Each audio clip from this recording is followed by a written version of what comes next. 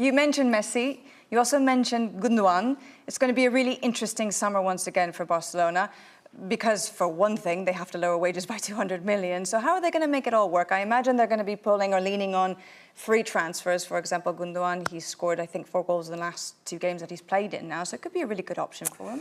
Yeah, there will be players coming on a free. It doesn't mean free, but it means that a lower investment. But certainly they're going to have to sell big players. Rafinha is for sale, Christensen is for sale, Ferran Torres is for sale. They would like Jordi Alba to go, but he doesn't want to go. But even youngsters like Ansu Fati could even be for sale, Ansu Fati, right? which is obviously this cost zero to Barcelona, they'll be able to sell him. They want to put him into Wolves. The plan is to just try to put everything together to comply with financial fair play, but to have enough space for the likes of Messi to come in and to be able to propose something to Messi, which they haven't done yet. I think La Liga will receive the information have received the information from Barcelona already on how they want to do that. The Catalan press have gone for it, saying it's going to happen. They're going to be able to pay everything. All these players are going to come in, is what the press do, selling hope, let's call it. Of course. But next week, the La Liga would say, these are the limits. And people so realistically, how likely is it to happen at this stage, as of today? Obviously, things will change in the next few months. For Messi to come in, they will have to pay him 25 million euros minimum, even though he will be happy for nothing to be paid, literally, to play for €0. But still seems, I would say the word impossible right now for Barcelona to actually manage to get a third of the wage list down, plus a benefit of 250 million euros, and because that was the condition to use the levers that allowed them to buy players last season. It seems impossible, but let's see if financial engineering works for Barcelona. Anything you would like to add on that? Apart from finances, I think that they need to reinforce the team in some of the positions. The first one, for sure, is the right-back position. I think that's crucial to move Condé in the centre-back position, which he feels more comfortable.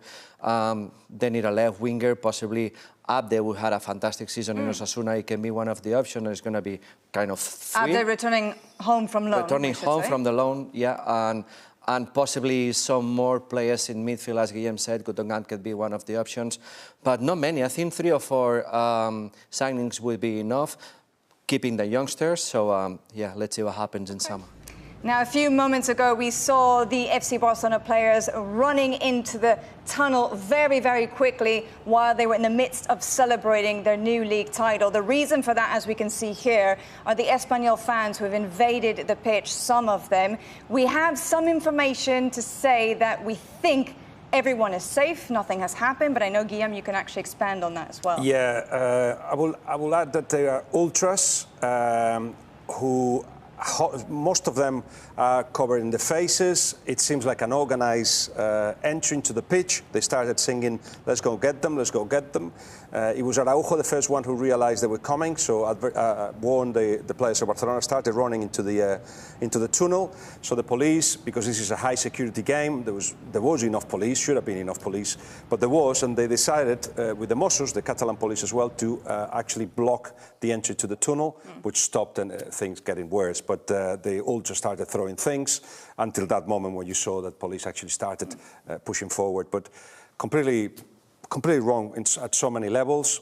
First of all, because it seems to be organized. Obviously, there wasn't enough intel for Espanyol to realize that was going on, or the police, in fact. And yeah, we have to be thankful that nothing serious has happened. And Espanyol have to play 2 more games at home. So let's see the consequences of all that. But I understand that this is a rival, the city rival, but they just earned the right to celebrate whatever it is. They did it with respect, and I mean, they don't represent what is the fan base of Espanyol anyway. So they're a part of the organized people, and that's it. So let's forget about it and talk about football, which is what we love.